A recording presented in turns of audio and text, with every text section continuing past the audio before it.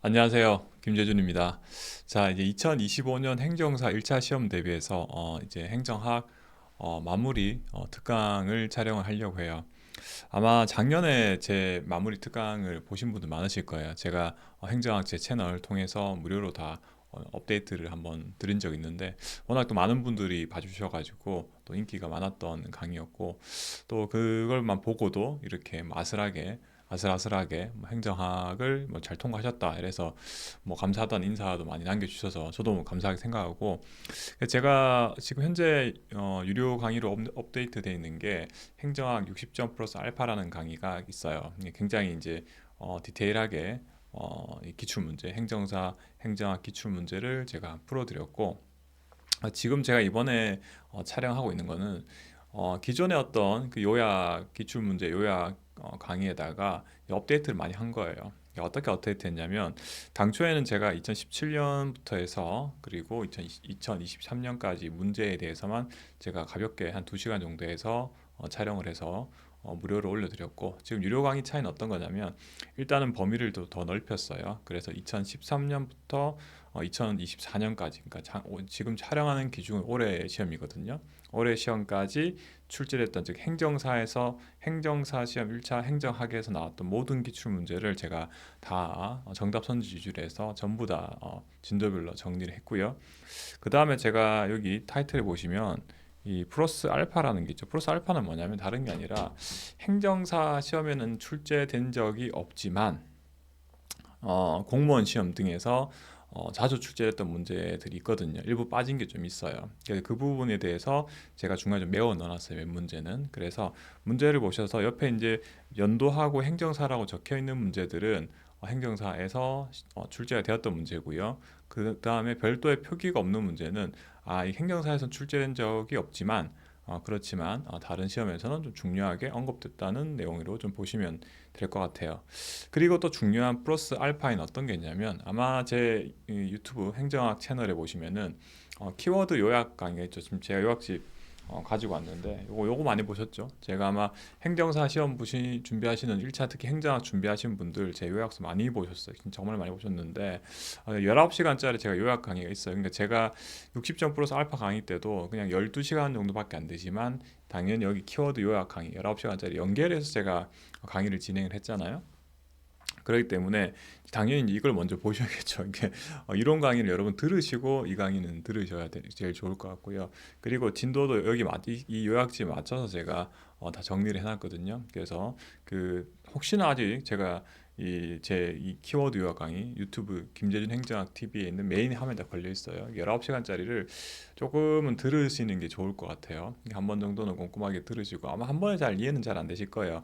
그러니까 이론 들으시면서 제가 지금 풀어드리는 행정학 기출문제 요 강의 같이 이제 진도 맞춰서 들으시면 좀 더 효과적으로 학습을 하실 수 있을 거고 근데 이런 건 있죠. 그러니까 행정학을 공부하시는 분들 수험생들 분들 간에도 사실은 이 격차가 좀 있어요. 그러니까 처음 행정학 자체를 처음 접해 보시고 나이가 사실 좀 있으신 분들은 이거 하는 게 굉장히 좀 힘들어요. 사실 힘드니까 그래서 제가 60점 플러스 알파 강의는 굉장히 디테일하게 풀어놓은 강의고 근데 뭐 작년에 이미 올해 이제 행정사 1차 시험을 합격하셨거나 아니면 합격과 근처이신 분들은 사실은 뭐 디테일한 강의까지 필요하신 게 아니잖아요. 그래서 이번 강의처럼 키워드 요약 강의는 이론을 들으시고요. 거기다가 60점 플러스 알파는 안 들으시더라도 이번 강의는 이제 좀 더 안전하게 점수를 받을 수 있는 마무리 강의로 좋을 것 같아요. 물론 이제 이 키워드 요약 강의를 들으시고 60점 플러스 알파 이 에어 클래스에 있는 그것도 들으시고 이제 마지막으로 좀 어느 정도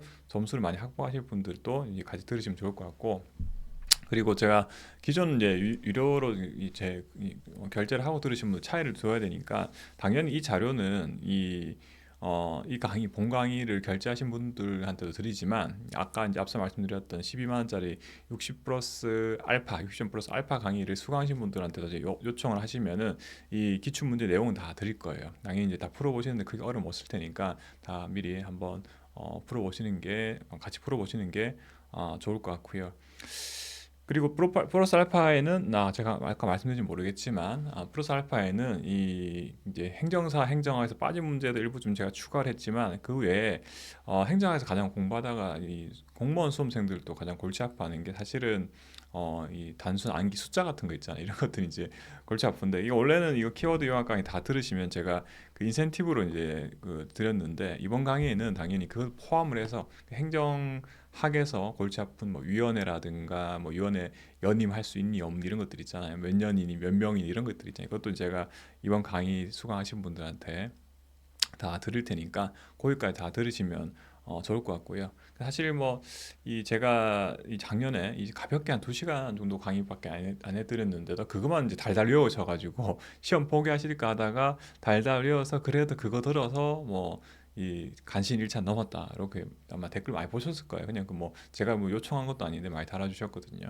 근데 이번 거는 그 강의보다 이제 훨씬 좀 업데이트 됐고 아마 이 정도까지 커버를 잘 하시면은 이제 행정학에서는 행정사 1차 행정학에서는 60점의 목표가 아니라 이제 앞에 60 플러스 알파 강의보다도 이제 좀 더 업데이트된 형태니까 보통 이제 안전하게 혹시나 내가 뭐 행정법이라든가 민법이라든가 이제 좀 자신 없으신 분들 있잖아요.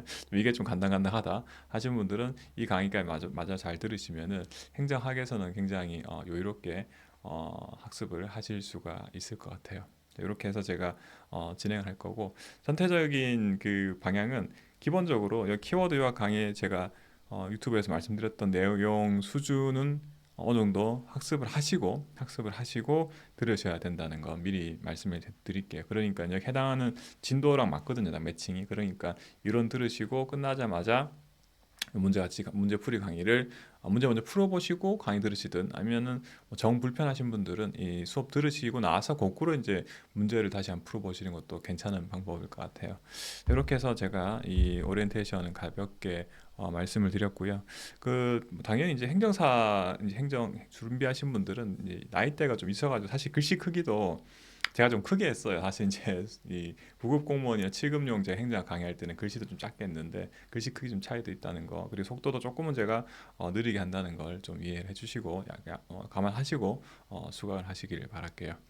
자, 그러면 이제 본격적으로 행정사 행정 기출문제 2013부터 2024까지 에다가 플러스 알파 강의 이렇게 제가 진행을 해볼게요. 아마 그 유튜브에 올라오는 그 무료 오픈 강의 형태랑 유사하다고 보시면 되고 대신에 좀 내용이 좀 더 많아졌고 빠진 거 메웠고 제가 또 중간에 이런 것도 말씀을 드릴 거예요. 이제 브리타 문제 있잖아요. 이런 문제는 기출문제 출제는 되긴 했으나 정오답에 약간의 논란이 조금 있을 거라든가 아니면 이런 문제 너무 지엽적으로 나왔지 않았나 뭐 그런 문제도 제가 중간에 언급은 드릴 거예요. 사실 제가 올해 행정사 1차 시험에도 제가 정확하게 이제 그 한 문제는 이제 복수정도 될 거라고 말씀을 명확하게 드렸거든요. 그래서 제가 그거 이제 이재기하시고 학교하신 분들 계실 텐데 그 제가 정확하게 이제 어떻게 왜 문제인지를 말씀드렸고 그 문제도 중간에 나올 테니까 말씀을 드릴 거고 또 과거에 이제 기출 문제 중에서 법령이 바뀌어서 이렇게 정답이 달라지는 것도 있거든요. 그 부분은 제가 시험 전에 여기 행정사 1차 시험 전에 그 부분도 정리하고 있어요. 그러니까 기출 문제 중에 현재는 답이 바뀐 것들 그런 것도 나중에 유튜브 통해서 참고를 하셨으면 좋겠어요. 자, 그러면 본격적으로 이제 문제를 볼 거고 이 규칙 문제 전체적으로 제가 이전 자료에는 아주 세부적인 그 분석까지 말씀을 다 드렸는데 이번에는 그 부분 좀 뺐어요. 그냥 여러분들 기출 문제 풀어보시면은 어떤 문제가 반복되는지를 잘 아실 수가 있을 거예요. 자연적으로 학습될 부분이니까 그 부분은 뭐 굳이 여러분 통계치 모르셔도 크게 지장 없으실 거예요. 자, 그럼 총론부터 제가 말씀을 드려볼게요. 통론 첫 번째 테마는 뭐냐? 사바스라는 학자의 공공 서비스 제공 유형을 이제 관련된 문제고요. 그리고 문제 첫 번째 1-1문제 보시면 2018년 행정사 시험에 출제가 되었던 문제고요. 이게 보니까 순수 공공재 공급은 정부가 부담하지만 이렇게 됐죠. 정부가 부담한다 했죠. 정부가 담당하지만 순수 공공재는 여기 순수 공공재 같은 경우에는 여기 표에 보시면은 배제성과 경합성이 둘 다 없어요. 둘 다 없어. 그 말은 뭐냐면 경합적이란 말은 내가 소비하더라도 다른 사람 소비에 영향을 안 주면은 비경합적이고 내가 소비하는 게 다른 사람에 영향을 주면은 경합적이에요. 예를 들어서 일기예보 내가 들었다고 해서 다른 사람의 소비에 영향을 주진 않잖아요. 이게 비경합적인데 근데 제가 뭐 다른 경합적인 사례 어떤 거 들었냐면 아마 기본 아이들이 말씀드렸을 건데 친구랑 둘이 피자를 한 판 시켜 먹는 상황이에요. 그 상황에서는 내가 많이 먹으면 다른 친구는 많이 못 먹잖아요. 그러니까 얘는 경합적인 거예요.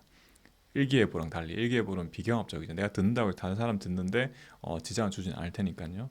그리고 배제 가능성과 비배제성은 비용을 지불한 사람은만 이용할 수 있으면 이게 배제성이 있는 거예요. 가령 이제 입장료를 낸 사람만 이용할 수 있다. 그러면 배제적인 거고 배제성 있는 거고, 누구나 다 공짜로 쓸 수 있으면 비배제적이라고 해요. 그래서 이렇게 따라서 시장제하고 그 다음에 요금제 그리고 공유제 그리고 공공제 네 가지 케이스로 나눌 수가 있어요.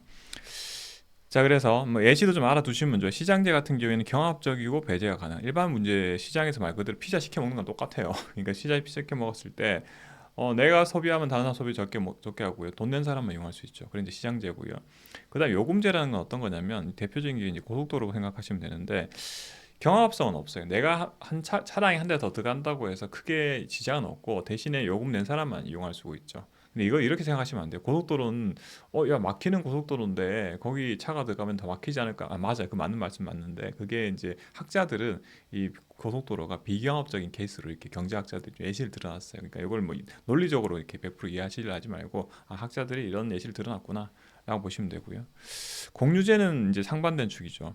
경합적이긴 한데 비배제성이. 그러니까 내가 쓰면 다른 사람이 쓰는데 이 지장이 주긴 하지만 누구나 다 공짜로 쓸 수 있는 상황이에요. 그래서 예를 들어서 이게 대표적인 공유지의 비극을 불러일으키는 이 케이스에 해당을 해요. 예를 들어서 마을 공동의 그 목초지, 우리나라는 뭐 목초지가 많이 없잖아요. 근데 이제 제가 근무하던 미국 같은 데 가면 목초지 땅이 있어. 마을 공동의 땅이 있어.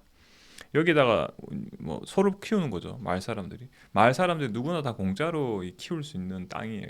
목초지예요. 그런데 내가 많이 소를 키우면은 다른 사람이 못 키우겠죠. 그만큼 영향을 받을 테니까. 그러니까 근데 이용한 거는 공짜야. 그러다 보니까 무슨 문제가 발생하냐면, 공짜니까 무조건 많이 쓰는 거죠. 많이 쓰면 어떤 문제가 발생하냐면 적절하게 사용을 해야 되는데, 마을 사람들이 너무 서로 이기적으로 과도하게 사용하다 보니까 마을 공동 차원에서는 이제 문제가 발생을 하는 거죠. 공동 공멸하는 거죠. 공멸. 우리가 이런 거 어떤 거 볼 수 있냐면, 우리 예전에 지금도 다른데 공중 화장실에 휴지가 없었어요. 나이 좀 저보다 더 또래 있으신 분 더 잘 아시잖아요. 예전에는 공중 화장실에 휴지가 없었어. 휴지를 사서 들어갔는데, 그 말은 이제 휴지를 걸어놓으면 다 가져가 버린다는 거죠. 이게 일종의 공유제잖아요. 누구나 공짜 쓸 수 있지만 내가 많이 쓰면 다른 사람은 쓸 수가 없잖아요. 그러니까 과도하게 사용하다 보니까 이제 휴지를 누구도 못 이용하게 되는 이런 문제가 발생한 거죠. 이게 이제 공유지의 비극이라 하고요. 목초지나 국립도서관 이런 게 해당하고요. 공공재 아까 말씀드렸고요. 그래서 이 순수 공공재를 불렀죠. 공공재는 누구나 다 공짜로 이용할 수 있잖아요. 얘는 그렇죠. 그렇기 때문에 비용 지불 관계없이 혜택을 누릴 수가 있어요. 누구든지 다 일개예보 공짜로 들을 수 있잖아요. 근데 기획선지 어떻게 나왔냐? 수익자 자신의 편익에 병비례해서 직접 부담한다. 얘는 이제 배제가 가능한 거예요. 요금을 낸 사람만 이용할 수 있기 때문에 요금제 또는 시장제에 해당한다고 보시면 돼요. 자, 이제 두 번째 문제인데, 두 번째 관련해서는 규제인데, 규제는 출제가 됐어야 될 것 같은데 놀랍게도 출제가 안 됐더라고요. 그 행정사 시험에는. 그래서 뭐 앞으로 이제 나올 문제에서 뭐 출제가 된다면 좀 제가 쉬운 문제만 그 공무원 시험에 출제됐던 거 좀 쉬운 문제만 좀 가지고 왔어요. 그래서 규제는 포지티브 규제랑 네거티브 규제로 구분할 수 있어요. 규제라는 건 사실은 무조건 나쁘다고 보기는 어렵죠. 그러니까 공익 목적 달성을 위해서 정부에서 특정한 행위를 제한하거나 의무를 부과하는 게 규제라고 보시면 돼요. 특정한 행위를 제한한다는 것은, 예를 들어서 제가 자동차를 몰고 시속 200km로 서울 도심을 달리면은 제가 좋으려고 저의 어떤 빠른 출근을 위해서 200km 달리면은 경찰관이 와서 저를 잡죠. 시내는 50km 제한 속도라면서, 이게 규제인 거예요. 제가 달리고 싶은데 그러지 못하는 거죠. 이게 안전한 도로교통 환경을 위해서 규제를 하는 거죠. 의무부과도 할 수 있어요. 의무부과. 그래서 예를 들어서 제가 식당을 영업하는 사람이라 가정했을 때, 최소한 뭐 위생적으로 운영 안 하는 게 사실 비용은 적게 들죠. 그런데 이제 이 식품위생법 관련돼 가지고 보면은 무조건 뭐 조리를 할 때 조리모를 사용한다든가, 아니면 각종 위생 청결 상태를 유지해야 된다든가, 아니면 특히나 유통기한 지난 음식을 사용하지 못하게 한다든가, 이런 것들이 이제 대표적으로 규제라고 보시면 돼요. 규제는 이제 포지티브 규제랑 네거티브 규제 두 가지로 나눌 수가 있고요. 포지티브 규제라고 했을 때는 가능한 것만 나열하는 방식으로 우리는 포지티브 규제라고 해요. 그러니까 A 행위가 가능하고 B 행위 가능하고 C 행위 가능하고 나머지는 다 안 돼. 그러니까 원칙적으로는 안 되는데 가능한 것만 나열하는 방식이고요. 네거티브 규제는 안 되는 것만 나열하는 방식이에요. A 안 되고 B 안 되고 C 안 되고 나머지는 다 돼. 그렇기 때문에 여기 뒤에 문제처럼 포지티브 규제는 네거티브 규제에 비해서 규제 대상의 자율성이 작아요. 오히려 포지티브란 단어 때문에 포지티브가 약간 긍정적이다 이렇게 해석이 되잖아요. 근데 포지티브 규제가 오히려 이 자율성이 떨어지는 거죠. 왜냐? 되는 것만 나열하고 나머지는 다 안 돼. 라는 표현이기 때문에 자율성이 작다가 맞는 표현이고요. 또 규제 관련해서 우리나라에는 이 법이 있어요. 규제 개혁 관련해서 행정규제 기본법 이런 법이 있고요. 이 법에 따랐을 때 이 규제를 담당을 하는 규제를 혹은 심사하는 어, 그 규제개혁위원회라는 위원회 조직이 있는데 이 위원회 조직은 국무총리 소속이 아니라 대통령 소속으로 돼 있어요. 참고를 하세요. 혹시 뭐 규제 관련된 이런 문제가 또 나오지 않았다가 나올 수가 있으니까요. 윌슨은 이렇게 규제 관련해서 이 규제 정치를 보면은 네 가지 케이스로 이 상황을 제시를 하고 있어요. 그래서 규제로부터 이득을 보는지, 규제로부터 피해를 보는지, 비용은 내가 비용을 지불한단 말이고 편익은 내가 이득을 본다는 얘기예요. 그래서 규제로부터 비용이나 편익이 분산된다. 분산된다는 말은 말 그대로 다수가 누리거나 다수가 피해를 보는 거고요. 집중된다는 말은 소수가 이득을 보거나 소수가 비용을 지불한다, 즉 피해를 본다는 얘기라고 보시면 돼요. 대중정치는 다수가 비용을 부담하고요. 비용이랄게 이제 이 다수가 편익, 즉 이득을 누리는 상황이라고 보시면 돼요. 예를 들어서 차량 5부제 하면은 차량 10부제를 할게. 10부제 좀 익숙하시죠? 10부제니까 내가 차량을 사용할 수 없는 날에는 좀 불편하죠. 근데 차량을 사용할 수 있는 날에는 아무래도 차량 그만큼 10% 10부제니까 10% 정도 차량 이용객이 줄어드니까 도로를 좀 원활하게 이용할 수 있다든가 아니면 보통 이 공공기관 같은 경우는 이 공공기관 내에 주차장을 차량 10부제 이렇게 많이 하거든요. 그러면 이제 어떻게 되냐면 차량 끝자리 기준으로 해서 내 끝자리에 맞는 날이면 이용 못 하기 때문에 이제 불편하죠. 근데 그만큼 차량 주차 대수가 줄어드니까 내가 주차한 날에는 좀 여유롭게 주차를 할 수가 있겠죠. 이런 게 이제 대중정치가 되는 거고요. 나도 이득도 되고 내가 비용도 부담하고 그러니까 불편하니까. 그다음 고객 정치는 굉장히 다른 케이스예요. 그러니까 편익은 집중이 되는데 비용은 분산되는 케이스라고 보시면 돼요. 편익이 집중된다는 말은 뭐냐면 소수만 이득을 보고요. 다수가 비용을 부담하는 케이스라고 보시면 돼요. 이 대표적인 케이스가 특정한 그 물건에 대해서 수입을 규제하면은 이런 케이스에 해당을 해요. 가령 이런 거죠. 쌀 수입을 전면으로 금지했어. 아예 정부에서 아주 이제 무조건 수입 쌀 금지, 쌀 수입 안 돼. 해버리면 무슨 일이 발생하냐면 국내에서 쌀 생산하는 농가에 대해서는 쌀 생산하는 농가들은 아무래도 수입쌀이 없어지니까 비싼 가격에 쌀을 판매를 할 수 있죠. 수입 농가들은 수익이 말 그대로 쌀을 생산하는 농가들은 말 그대로 수입이 많이 늘어날 거예요. 쌀 가격이 올라갈 테니까. 근데 일반 주민들 혹은 일반 주민들은 쌀을 비싸게 사는 거죠. 다수가 쌀을 비싸게 사고 소수는 비싸게 팔 수 있고 그러니까 이제 고객 정치 케이스가 되는 거고요. 반대편에 기업가 정치는 오히려 편익은 다수가 누리는데 비용은 소수에게 집중이 되는 케이스예요. 그래서 기업가 정치 케이스는 편익이 분산된단 말이에요. 예를 들어 이런 것들이 대표적인 예시인데 내가 그 공장을 운영하는 이제 업주라고 생각을 해볼게요. 공장을 운영하는 상황에서 최대한 이런 이 정화 시설은 설치를 안 하는 게 내 비용 측면에서 유리하잖아요. 근데 정부에서 무조건 정화 시설을 설치를 의무화시켰어요, 법적으로. 그러면은 내가 기존에는 설치를 안 했는데 설치하려니까 비용이 한 10억 들어. 그럼 나는 이제 한마디로 제조업을 운영하는 업주분들만 비용을 다 부담해야 되는 거죠. 편익은 누가 누리냐면 일반 국민들이 조금 더 깨끗한 환경을 누릴 수가 있는 거죠. 그렇기 때문에 비용은 분산되는 케이스. 마지막으로 이익 집단 정치는 정말 비용이든 편익이든 소수에게 집중되는 케이스예요. 그러니까 말 그대로 너 죽고 나 살자가 되는 상황인데 대표적인 게 실제 여러분들 시험 준비하시는 행정사회, 대한행정사회가 있을 거잖아요. 행정사회 이익 집단이죠. 그러니까 행정사들의 이익을 위해서 만들어 놓은 게 대한행정사회일 텐데 행정사회에서 만약에 변호사나 공인중개사들이 하고 있는 업무 영역을 확장하려면 어떻게 돼요? 행정사회는 이득을 보고 반대편에 이 영역을 침해받는 이 이익 집단들은 비용이 손해를 보겠죠. 그래서 이제 소수의 이득, 소수의 비용 이렇게 충돌하는 케이스. 이익 집단 상황에서는 정말 갈등이 심할 수밖에 없어요. 자, 이렇게 이제 정리 좀 하시면 되고요. 그 다음 주제는 행정지도인데 행정지도도 아직 출제를 안 했어요. 행정지도는 굉장히 간단한 이야기예요. 예를 들어 우리가 코로나 시기를 겪으면서 우리 정부의 행정지도를 우리가 보셨을 거예요. 그죠? 그래서 이제 외출 자제 권고라고 있어요. 정부가. 외출 자제 권고. 외출을 하더라도 법적인 처벌을 받지 않지만 가급 좀 나가지 마라. 왜? 이게 또 전염병이 심각하니까 번질 수가 있잖아요. 막 쉽게 번질 수가 있으니까 가급적 나가지 마라. 근데 법적인 근거는 없어. 그러니까 법적인 근거를 물론 만들 수도 있죠. 근데 법적 입법 활동하려면 뭐 다 아시겠지만 국회에서 통과를 해야 되고 아니면 뭐 행정 입법을 한다 하더라도 시간이 많이 걸리거든요. 지금 당장 코로나가 막 빨리 빠르게 이렇게 확산이 되고 있는데 정부에서 막아야 되잖아요, 일단은. 근데 그렇다고 법적인 근거를 또 없이 국민들의 어떤 기본권을 제한하잖아요. 바깥에 나가고 싶은데. 그렇기 때문에 이제 이런 경우에는 이제 행정 정부 기구에서 법적인 구속력은 없지만 좀 이렇게 또 도와달라, 협조해달라 말 그대로 이게 행정지도예요. 그래서 법적인 구속력을 수반하지 않는 게 핵심이에요. 공고나 협조 요청, 알선 행위 이런 것들이 해당하는 거죠. 네 번째는 민원행정이죠. 민원행정은 이제 2차를 준비하시면은 다 아시게 돼요. 왜냐하면 제가 이제 사무관리론 또 강의를 이제 준비를 하고 있잖아요. 사무관리론 내용에서 민원행정에 관한 법률이란 법률이 있죠. 그 법률 맞아요.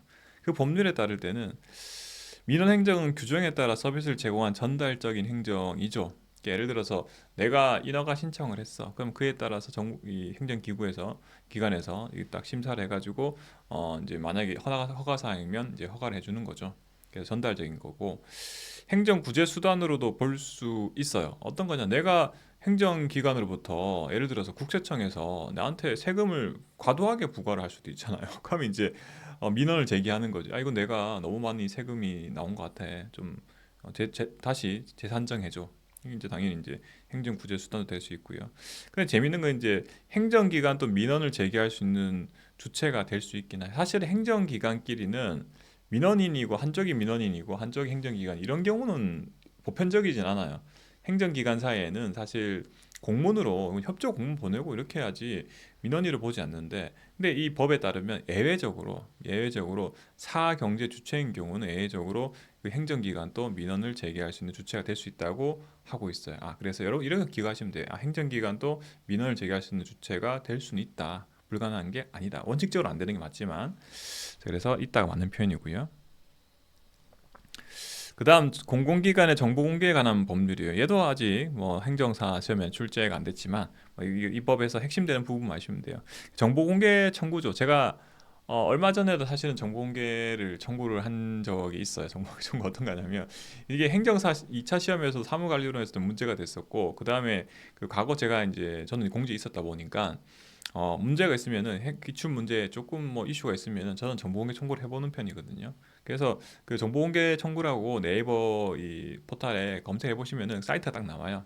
그래서 정보공개위원회 사이트가 사실 나오는데 거기다가 이제 이러이러한 사항에 대해서 정보공개를 해달라고 이제 요청을 하는 거고 이게 정보공개 중 당연히 이제 일반 대한민국 국민이라면 누구나 다 정보공개 청구를 할 수가 있어요. 자, 그런데 외국인도 가능해요. 그러니까 약간 외국인 문제, 외국인 모든 상황에 대해서 되는 건 아니지만 외국인도 정보 공개 청구는 할 수는 있고요. 그래서 청구 받았어. 근데 행정기관에서 공개하기 싫다고 이제 비공개 결정하면 부담스러우니까 안 그냥 결정은 안 하고 이제 버틸 수가 있잖아. 안 하고 이제 계속 이제 미룰 수가 있는데 그럴 수 없게 만들어 놨어요. 어떻게 하냐면 부득이한 사유가 없는 한 정보 공개 청구를 한 날로부터 10일 이내 무조건 공개 여부를 결정을 해야 돼요. 저도 이제 그걸 알고 있기 때문에 무조건 이제 정보 공개 청구를 했었는데 이렇게 날짜를 좀 보시고요. 그다음 테마 여섯 번째 테마는 시장 실패죠. 시장 실패. 시장 실패 부분은 이제 정부 실패랑 사실 패키지 문제잖아요. 시장 실패랑 정부 실패는 이제 함께 묶여서 출제가 되는 편이고 최근에 행정사 시험에서도 여러 번 출제가 됐던 내용이긴 해요.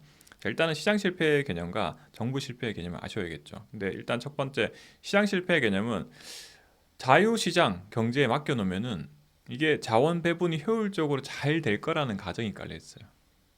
그러니까 그래 시장에 맡겨놓으면은 자원이 효율적으로 잘 배분될 거다. 그러니까 괜히 정부가 개입하지 말고 그 시장에 맡겨놓으면은 이 자원이 효율적으로 잘 배분돼. 그러니까 서로 기업들이 경쟁을 하기 때문에 소비자는 저렴한 가격에 물건을 구매할 수 있어. 정부는 가급적 개입하지 말자. 이게 자유시장주의인데 그렇다고 해서 정부 역할에 전혀 없냐 이런 개념은 아니고요. 정부는 어떤 역할만 하냐? 혹시나 기업들이 반칙하지 않는데 위법하게 이 판매를 하거나 혹은 위법하게 경쟁을 하거나 이거 없는지만 이 관리 감독하고 나머지는 자유롭게 기업들 간에 경쟁을 하면서 이러면서 이제 소비자한테도 이득이고 기업한테도 이득이다. 이래서 이제 정부가 개입하지 말자라가 기본적인 자유시장 경제의 개념이라고 보시면 되는데 그런데 내버려 두니까 문제가 생기는 거예요. 시장에 내버려 두면 이제 애덤스의 보이지 않는 손이라는 표현 많이 한 번쯤 들어보셨죠? 거기 나오는 게 결국은 시장에 내버려 두면 이 보이지 않는 손, 그러니까 보이지 않는 손에 의해서 이 자원 배분이 효율적으로 잘 될 거라고 생각했는데 다른 문제가 있는 거예요. 시장에 내버려 두면 안 되겠다는 얘기죠. 시장에 내버려 두면 잘 될 줄 알았는데 무슨 문제가 발생해. 그 문제가 발생하는 여러 가지 원인이 이제 시장 실패의 원인이라 하고요. 이 시장 실패가 발생하기 때문에 그 말은 뭐냐면 정부가 좀 더 적극적으로 개입해야 된다는 근거가 되는 거죠. 시장 실패는 정부가 개입해야 되는 근거가 되는 거예요. 시장에 내버려 두면 문제가 발생해. 그러니까 정부가 개입해야 돼. 그러니까 시장 실패의 원인은 여러 가지가 있어요. 그러니까 제가 밑에 조그맣게 이렇게 이두 문자로만 적어놨죠. 공회자 불정이죠. 공회자 불정. 그러니까 시장 실패의 발생 원인인데 공공재가 공급하는 거랑 외부 효과, 그 다음에 자연 독점, 그리고 불안정 경쟁, 그리고 정보의 비대칭성. 이게 이제 시장 실패의 원인이에요. 그러니까 여러분들이 정부 실패의 원인도 전 밑에 적어놓긴 했지만 사실은 정부 실패의 원인까지는 따로 안 외우셔도 돼요. 왜냐하면은 시장 실패의 원인만 외워두시면은 나머지는 다 정부 실패의 원인일 테니까요. 그래서 공예자 불정 좀 다시 한번 키워드 강의 때 말씀드렸지만 다시 한번 다시 리마인드를 좀 하시고요. 그래서 공공재 존재하는 거, 외부 효과, 그리고 자연 독점, 그리고 불안정 경쟁, 그리고 정보의 비대칭성 이렇게 있죠. 6-1번 문제를 보면 그래서 긍정적 외부 효과는 사회 적정 수준보다 과잉 생산 결과를 가져온다. 놀랍게도 이 똑같은 문제 정답 표현이 똑같이 나왔죠. 2024년 행정사 시험하고 2018년 행정사 시험에서 정확히 동일한 포인트로 출제가 됐어요.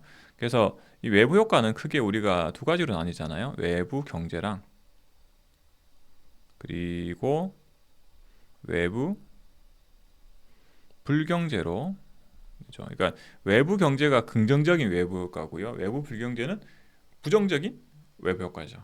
자, 그런데 긍정적인 외부 효과는 어떤 거냐면 내가 원하지는 않았지만 내가 의도한 건 아니지만 남한테 이득을 주는 게 긍정적인 외부 효과고요.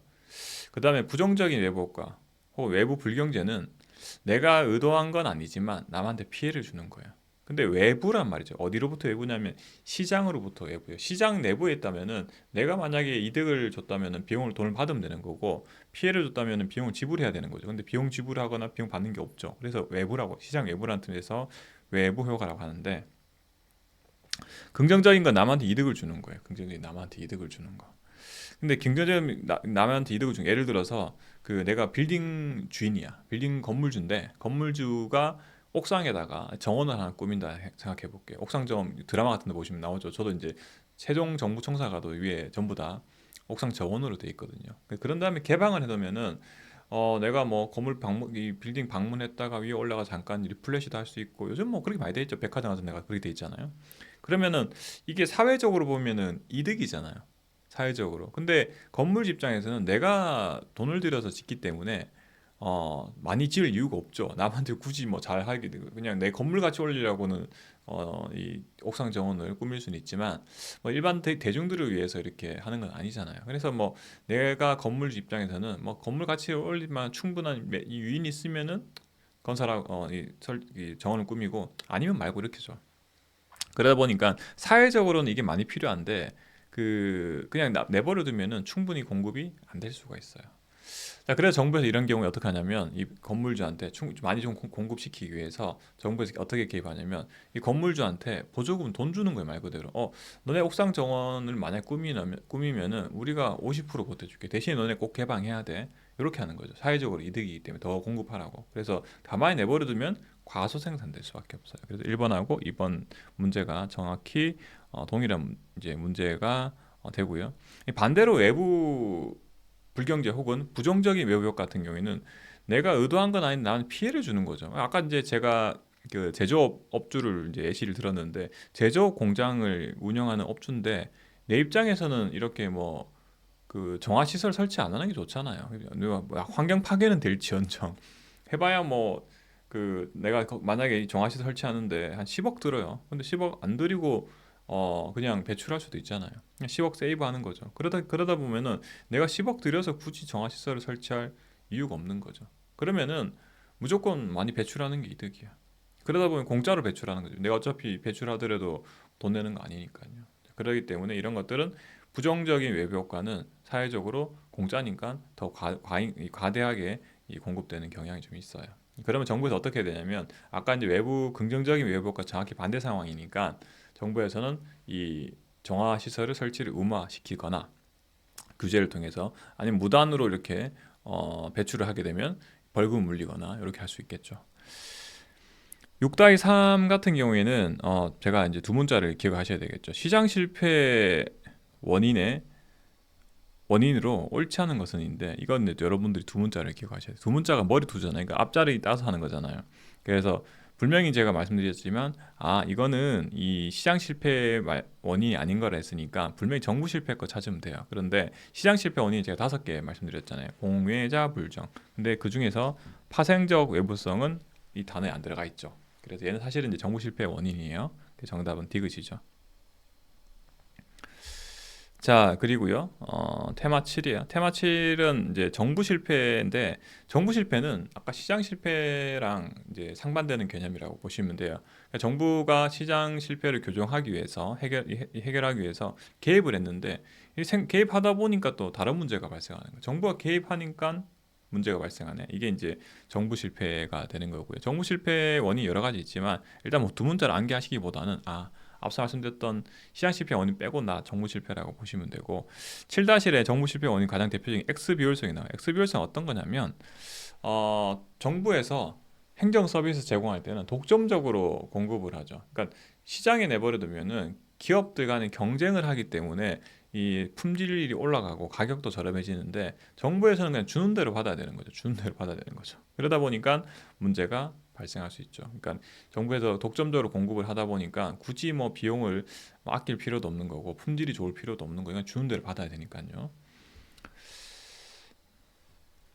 테마 8은 정부의 규모와 관련된 거죠. 정부의 규모가 이렇게 커진다고 주장하는 이론들도 있고요. 혹은 정부 규모가 작아진다고 주장하는 이론들도 있어요. 뭐 물론 이제 커진다 의미는 공무원 숫자가 많아진다고도 볼 수 있고요. 아니면 정부가 사용하는 어떤 그 예산이나 뭐 재정이라 할게요. 정부의 재정 규모가 커진다. 혹은 반대면은 공무원 인원이 줄어들거나, 아니면 이 정부의 재정이 줄어든다. 이런 게 이제 정부의 규모가 작아진다인데, 그 관련해서 가장 대표적인 문제가 나왔죠. 공무원 수가 업무량에 관계없이 일정 비율로 증가하는 현상은 파킨슨이라 하잖아요.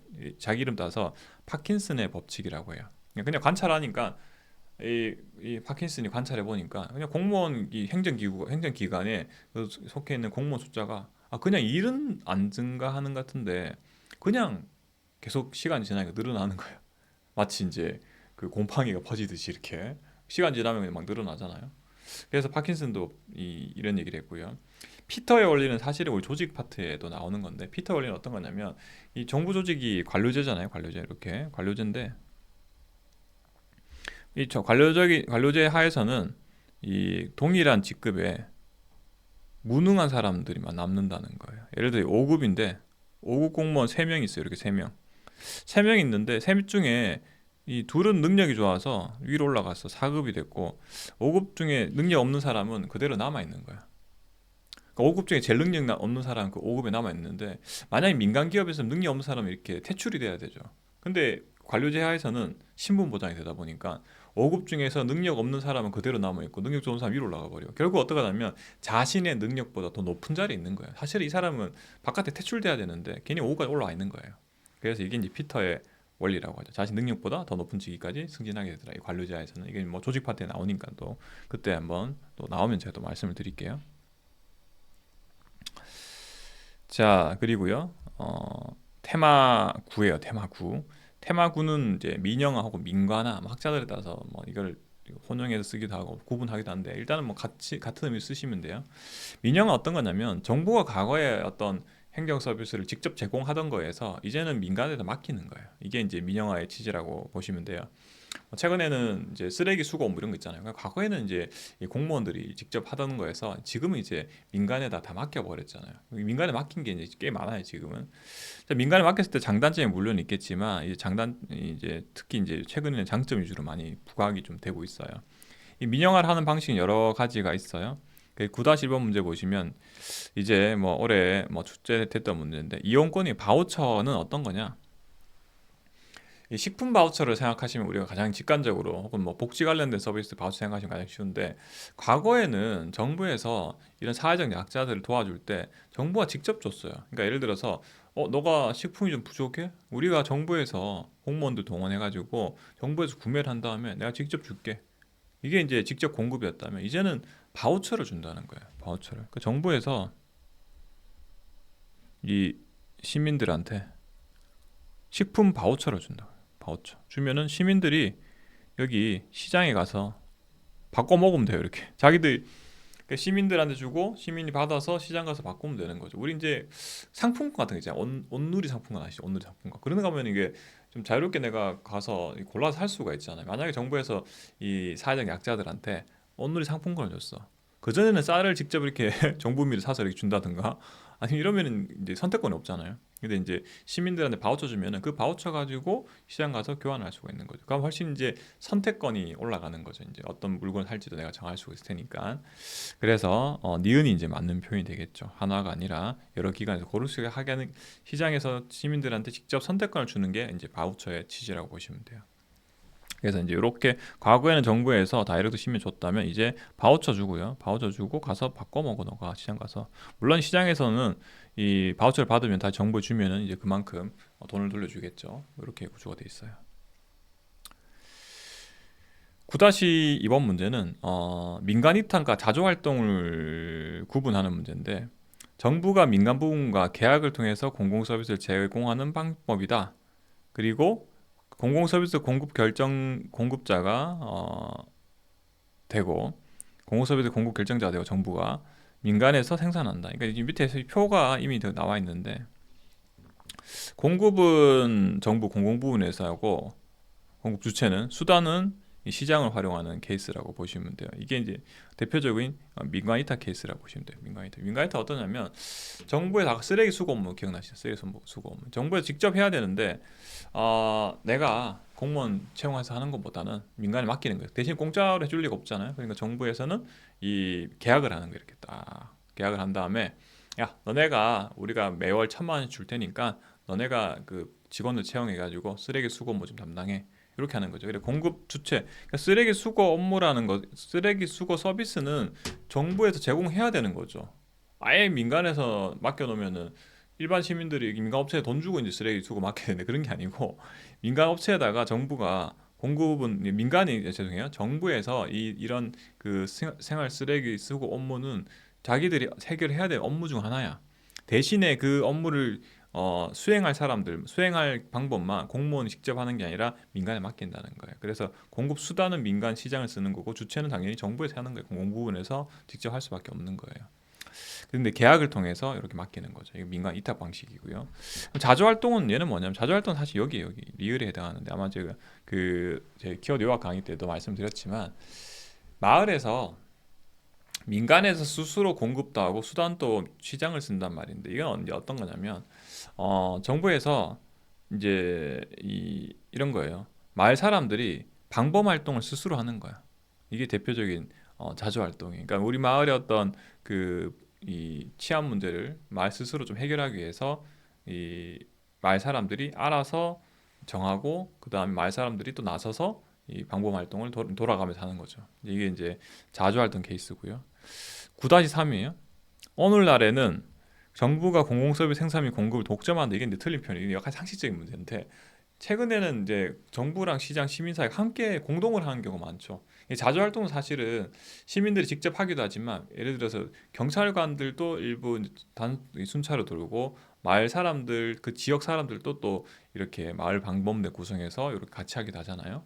자, 이런 것들이 이제 요즘은 거버넌스라는 표현 쓰고 있어요. 함께 이제 사회 문제를 해결한다는 관점에서 최근에는 이렇게 하고 있고요. 과론에 들어갈 것은 이제 이렇게 구분하시면 돼요. 이게 올해의 문제였는데 일반 행정 부분은 정부가 공급하고 공급수단도 사실은 정부가 직접 권력적으로 활용하는 거고요. 나머지는 뭐 다 읽어보시면 되는 거고 책임 경영 이런 게 좀 어렵죠. 책임 경영 같은 거 여기 있고요. 민간 기업 여기 들어있죠. 책임 경영은 책임 경영기관 생각을 하시면 돼요. 조직 파트에 나오는 거 그때 또 말씀을 드릴 거고요. 자, 좀 지우고요, 얘를. 그 다음에 테마 10은 아직 출제 안 되는데 사실 이제 공무원 시험에서는 자주 출제가 되는 파트라고 보시면 돼요. 민간 투자 유치죠. 그러니까 민간 투자 유치는 어떤 게 있냐면 예를 들어서 지하철 9호선이 대표적인 민간 투자 유치로 지원 방법인데 이게 지하철이라는 이 대중교통이 반드시 필요한 시설이잖아요. 그런데 이 시설을 건설하기 위해서 정부에서 재원을 투입하면은 가장 간단한 방법이죠. 이렇게 복잡하게 생각할 필요 없이. 근데 정부가 사용할 수 있는 재원은 한계가 있기 때문에 이런 공공 서비스는 필요한데 이 돈은 부족해. 그러면 이제 민간은 보고 민간 기업에다가 야 너네가 좀 투자해. 투자한 대신에 뭔가 수익을 얻을 수 있게 만들어줘야겠죠. 근데 그 방식이 여러 가지가 있는데 대표적인 게 BTO 방식이 있고 BTL 방식이 있어요. BTO 방식은 어떤 거냐면 민간이 먼저 여기 제가 그 키워드 약간 말씀드렸지만 주어가 민간이죠. 민간이 지은 다음에 민간이 빌드요. 비가 이제 빌드란 단어니까 민간이 빌드한 다음에 그다음에 민간이 트랜스퍼 T가 나오죠. 소유권을 정부로 이전해주고요. 소유권 줘버렸으니까 자기도 뭔가 반대급부가 필요하겠죠. 오퍼레이션 자신이 스스로 운영을 해서, 그러니까 예를 들어 정부한테 소유권 넘겨준 대신에 내가 운영은 하겠다 당분간 30년 동안 운영해서 내가 지하철 요금 받으면서 내가 소유권 건설하고 소유권 넘겨줬으니까 그 대신에 내가 한 30년 동안은 내가 운영을 하면서 돈을 받겠다. 이게 이제 BTO 방식이고요.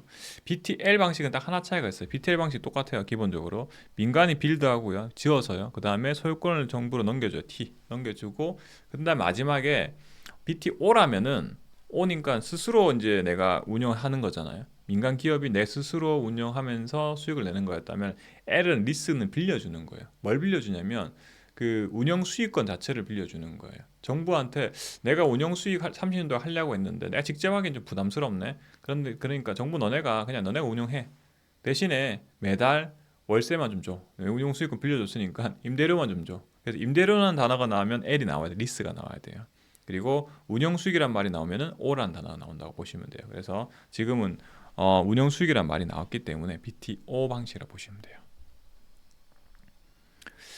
그리고 11번째 문제 볼게요. 11번째 테마 11은 행정 서비스 관련 기타 논인데 행정 PR이란 말이 좀 있어요. 이거 뭐 그냥 하나 이런 단어 있다 정도만 아시면 될 건데 정부랑 시민 관계에서 말 그대로 정책 홍보라고 보시면 조금 더 직관적이죠. 사실 이제 학자들은 행정 PR을 정부 이 단순하게 이 정책 홍보보다 좀 넓게 보고 있긴 하지만 어쨌든 우리가 홍보라고 했을 때 정부에서 일방적으로 정책을 일방적 명령적으로 하는 게 아니라 쌍방 커뮤니케이션이죠. 예를 들어서 정부에서 정책에 대해서 홍보도 할 수 있고 그에 대해서 그 일반 국민들이 이제 이 의견을 낼 수도 있잖아요. 서로 이제 우리 국민 신문 사이트 같은 거 통해 가지고 정책 제안도 할 수 있잖아요. 이게 이제 행정 PR이라고 보시면 돼요. 그러니까 일방적 홍보보다는 이 정부 정책에 시민들의 참여를 좀 포괄하는 개념이다라고 이해를 하시면 쌍방향 커뮤니케이션 활동이 되는 거죠.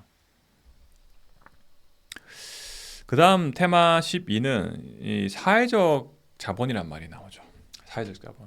한번 이제 출제가 됐던 문제긴 한데 사실 사회적 자본이라는 개념 자체가 좀 추상적인 개념이긴 하죠. 추상적이란 말은 의미가 불분명하고 학자들 간의 이 설명이 다 다르다는 얘기잖아요. 근데 이제 우리가 사회적 자본을 했을 때 가장 우리가 직관적으로 받아들일 수 있는 개념은 신뢰라고 보시면 돼요. 신뢰.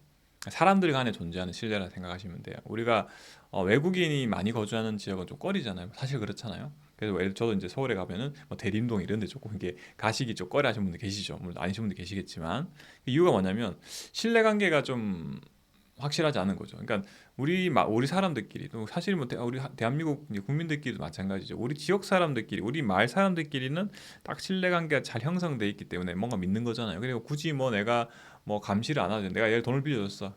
돈 빌려줬는데 좀 믿는 사람들끼리는 굳이 이거를 내가 못 돌려받을까 이런 거 걱정 안 해도 되는 거죠. 그래서 이런 걸 이제 이 사회 사람들 간에 존재하는 신뢰하고 그리고 협력을 또 강조하고 있어요. 협력 어떤 거냐면 마을에 어떤 공동의 문제가 발생했을 때 그냥 무임승차, 그러니까 누군가가 우리 마을에 예를 들어서 쓰레기가 많아요. 그 상황에서 이 사회적 자본이 잘 형성돼 있으면 마을 공동의 문제에 대해서 모두 다 협력을 잘한다는 거예요. 만약에 누군가 청소 안 하고 이렇게 무임승차한다. 누군가 해주겠지 하면서 집에서 안 나오고 있어요. 그러면 이제 도덕적으로 이제 지탄을 하는 거예요. 그래서 저 사람 문제 있다. 그래서 쫓아내는 거겠죠.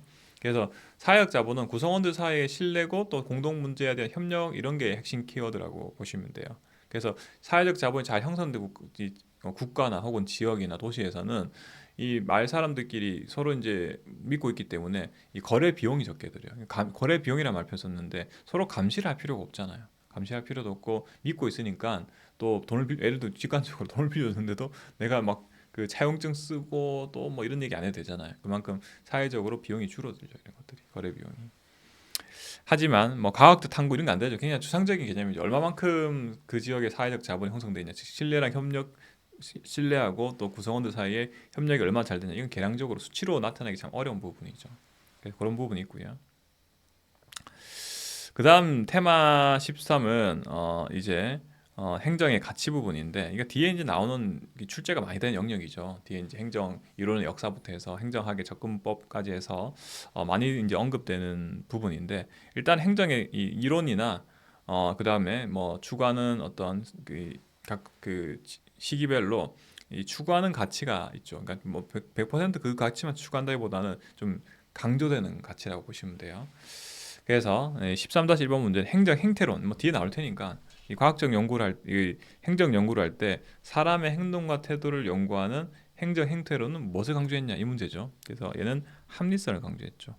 비교되는 게 이제 틀린 선지는 이제 효과성이란 말이 나오는데, 효과성은 여러분들이 표에 보시면 아시겠지만 우리나라 이 발전에 가장 잘 적용되는 발전 행정론 때 이 강조되는 가치가 효과성. 효과성은 목표 달성도죠. 목표 달성도. 정답은 이제 기억이고요. 표시 제가 자료에는 표시가 돼 있을 거예요. 두 번째는 이제 형평성이랑 사회적 능률이라 나오죠. 민주성이라고 표현을 쓰는데, 형평성이라는 행정 가치는 항상 이 신행정학과 매칭을 해서 보시면 되죠. 신행정학 때 형평성, 그리고 이 사회적 능률성은 통치 기능론이라고 하죠. 이때 이제 좀 강조된 행정 가치라고 보시면 돼요. 그러니까 이 기출 문제를 푸실 때도 각 이론별 다른 이론에서 추구하는 가치, 혹시나 내가 예를 들어서 뭐 신행정론 걸 잘 모르겠어. 그런데 사회적 능률은 통치 기능론에서 강조하는 가치야. 그렇게 하시면 이제 딱 비교가 되잖아요. 최소한 이제 신행정론권은 아니겠구나라고 이제 감을 잡을 수가 있잖아요. 그래서 항상 이런 표처럼 여러분들이 나중에 뭐 이미 키워드 강의를 다 들으셨기 때문에 이쪽 말씀 듣다 아실 내용일 텐데, 이런 거 한번 표를 보시면서 이런 건 딱 기계적으로 딱 기억을 하고 계셔야 돼요. 출제 많이 되는 부분이니까. 그 다음은 테마 14-1이에요. 심화 14-1부터 해서 뭐 14-2는 행정의 가치에 대한 얘기, 행정의 가치에 대한 내용인데, 행정이 추구하는 가치는 크게 우리가 이제 본질적인 가치랑 그 다음에 수단적 가치로 나눌 수가 있죠. 근데 이 어느 게 뭐 본질적 가치인지 또 어느 게 수단적 가치인지 뭐 이런 것도 여러분 기억하셔야 되는데, 일단은 그 공무원 행정에도 출제를 많이 되는 게 다음 중 본질적 가치가 아닌 것은 해놓고 이제 본질적 가치 나열해놓고 나머지 하나 이제 수단적 가치를 넣는 기출 문제들이 있죠. 자, 그래서 그때는 이제 두 문자로 기억해 두시면 좋아요. 제가 이제 키워드 강의 때 말씀드렸지만 공정자 평형, 이렇게 일단 기억해 주세요. 공정자 평형. 여러 번 입으로 좀 하셔야지, 입으로 이게 좀 발음해 보셔야지 좀 잘 기억을 해요.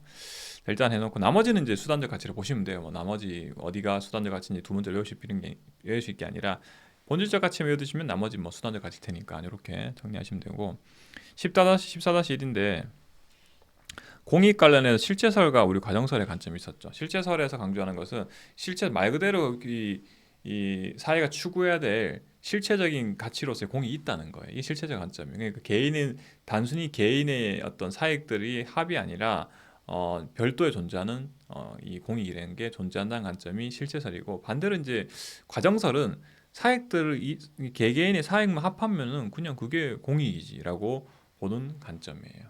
자, 그게 이제 그래서 공익 실체설이 맞는 표현이고요. 사익을 초월한다 했으니까요. 그 다음 14-2에요. 행정이 추구하는 본질 가치 중에 본질적 가치는 이제 방금 말씀드렸던 두 문자를 기억하셔야 돼요. 공정자, 평형. 그래서 이제 형평성은 여기 있었죠. 아니 있었고요. 능률성은 이제 아니죠. 능률성은 사실 수단적 가치인데 능률성이 수단적 가치에 따라 암기 안 하시더라도 이 본질적 가치를 기억을 하시면 바로 답이 나오죠. 14-2야. 14-1을 보면 행정이 수단적 가치 나오죠. 수단적 가치고 아까 나왔던 문제죠. 효과성은 목표 달성도를 의미하고요. 능률성 혹은 효율성은 투입 대비 산출의 비율이 이제 능률성의 개념이죠. 그래서 예를 들어서 뭐 내가 10시간 공부해서 10점 오른 사람이 있고 100시간 공부해서 11점 오른 사람이 있어요. 이제 공부 시간을 뭐 투입을 하고요. 점수가 산출이라고 했을 때 능률성 측면에서는 여기가 낫죠. 10시간 공부해서 10점 오른 사람이 낫지만 효과성 목표 달성도잖아요. 그러니까 다 필요 없고 어쨌든 간에 점수를 많이 받은 게 좋다. 그럼 이거 효과성이에요. 그래서 이제 그 효과성 측면에는 이제 오른쪽이 더 낫겠죠. 100시간이나 공부했지만 어쨌든 11점 1점 더 올랐으니까. 자, 그래서 투입된 산출비는 이제 능률성이죠. 이렇게 정리하시면 되고요. 그 다음에 14-2인데 14-는 환경의 불확실성이 커질수록 가해성의 필요성이 증가한다 감소한다는데 일단 가해성의 개념을 알고 계셔야겠죠. 가해성이라는 것은 일종의 안전장치죠. 안전장치. 그러니까 우리가 이제 비유를 들면 이런 거예요. 행정사 시험을 준비하면서 공인중개사를 같이 준비하는 거예요. 혹시 내가 행정사 안 되면은 공인중개사를 합격하면 되니까. 그러니까 둘 다 보는 거죠. 일종의 가해적인 장치죠. 당연히 이러한 가해적 장치는 비용이 많이 들죠. 내가 시간 예를 들어서 공부 시간이 한정돼 있는데 행정사 공부도 해야 되고 공인중개사 공부도 해야 되고 이러다 보면 이제 이 자원이 많이 드는 나는 쉴 수 있는 시간이 없어지잖아요. 그래서 이제 행정사 시험에 100% 합격한다는 보장이 있으면 하겠는데 이게 안 되니까 이제 보통 이거 하면서 이거 하는 경우 우리는 보통 이런 경우 많잖아요. 이게 가해적 장치, 일종 안전 장치잖아요. 행정에서도 마찬가지라는 게 혹시 이게 하나가 안 되면은 다른 게 이제 일종의 보험이 돼야 된다는 거죠.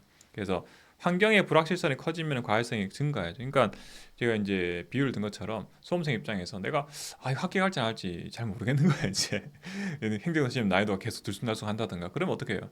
이거 뭔가 안전장치 하나 더 마련하려고 하죠. 그래서 가해성의 필요성은 이제 증가한다고 답이 나오죠. 그 다음에 테마 15는 행정의 관점이에요. 행정의 관점. 행정의 관점 부분은 이제 행정학의 역사랑 관련이 있죠. 행정학이라는 학문 자체가 이제 1800년대 후반에 이제 우드로 윌슨이 행정의 연구라는 논문을 발표하면서 시작한 걸로 돼 있잖아요. 그러니까 다른 학문에 비해서는 굉장히 역사가 일천하다고 보시면 돼요. 그러다 보니까 항상 이 행정학을 연구하신 분들은 이제 다른 학문에 있는 걸 많이 가져와서 이렇게 행정학에 차용을 하려고 해요. 이제 그러다 보니까 여러 이제 학문 분야가 있겠죠. 근데 그 중에서 행정학은 항상 이제 정치학이랑 그다음에 경영학 얘랑 이제 같이 비교를 하죠. 그래서 환경 관점 관련해서 크게 두 가지 관점이 있다고 보시면 돼요. 그래서 행정하고 경영하고 바라보는 관점이 있고요. 그다음에 행정하고